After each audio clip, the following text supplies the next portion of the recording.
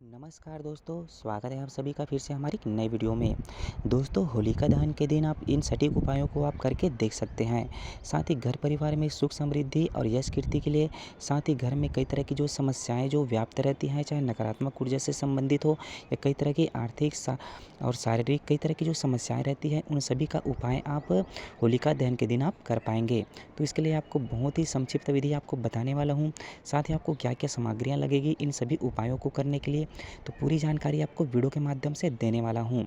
यदि आप उपाय करना चाहते हैं तो होलिका दहन का दिन सबसे अच्छा और उत्तम दिन है, क्योंकि हर एक दिन का अपना अलग अलग महत्व होता है। तो धार्मिक मान्यताओं परंपराओं के अनुसार होलिका दहन के दिन जितने भी नकारात्मक ऊर्जाएं होती हैं, वो सभी होलिका के साथ जल करके नष्ट हो जाती हैं। क्योंकि आप सभी को पता होगा कि होलिका भी एक नकारात्मकता के रूप में उनको भी मानी जाती है। इसी कारण से उनका उस दिन दहन हुआ था और होलिका के नाम पे ही उस दिन होलिका दहन करी जाती है। साथ ही साथ बुराई पे अच्छाई का जीत का भी जश्न उस दिन होलिका के दहन के उत्सव के रूप में भी मनाई जाती है। साथ ही साथ होलिका दहन के दिन आप जो भी शारीरिक, आर्थिक, मानसिक या जो भी आप की जो परेशानी है उनसे आप छुटकारा पाना चाहते हैं, तो उसके लिए आप इन उपायों को करके देख सकते हैं। तो इन उपाय को आपको कैसे करनी है और किस तरह से आपको करनी है, पूरी जानकारी आपको वीडियो के माध्यम से देने वाला हूँ। तो बिना स्किप के शुरू से अंत तक वीडियो पे बने रहे, ताकि आपको पूरी जानकारी मिल सके। साथ ही वीडियो अच्छी लगी तो लाइक और शेयर करना न भूले। साथ ही कमेंट में जय श्री महाकाल, राधे राधे जरूर लिखे। दोस्तों, आप सभी को पता होगा कि होली पर्व के एक दिन पहले ही होलिका दहन का पर्व बहुत ही हर्षोल्लास के साथ मनाया जाता है। होलिका दहन का कार्यक्रम हर गली, हर चौराहे, नगर, गांव में विधिवत पूजन के माध्यम से, वैदिक पद्धति के माध्यम से संपन्न की जाती है। तो दोस्तों, यदि आप कोई भी कामना के साथ आप होलिका दहन के दिन कोई उपाय करना चाहते हैं, तो ये दिन आपके लिए बहुत ही उत्तम और सर्वश्रेष्ठ है। क्योंकि होलिका दहन के दिन बहुत से उपाय किए जाते हैं जो सार्थक होते हैं।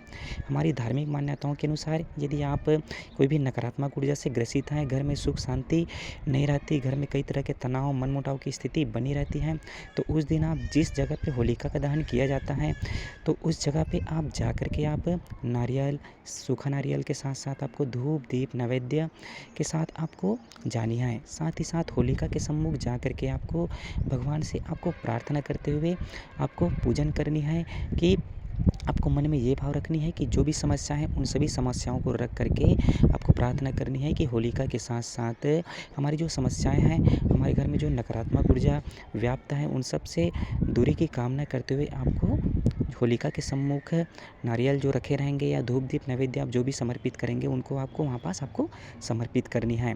साथ ही प्रार्थना करनी है कि जो भी समस्याएं से आप ग्रसित हैं, वो सभी समस्याएं होलिका के साथ जल करके नष्ट हो रही हैं, नकारात्मक ऊर्जा सभी दूर हो रही है, जिससे घर में सुख समृद्धि और यश कीर्ति की प्राप्ति होगी। इस भाव के साथ आपको श्रद्धापूर्वक आपको होलिका को इन सभी जो सामग्रियां हैं उनको आपको समर्पित करनी है। साथ ही प्रार्थना करनी है कि होलिका दहन के साथ साथ जितनी भी आपकी शारीरिक, मानसिक और नकारात्मक ऊर्जा है वो सभी जल करके नष्ट हो रही है।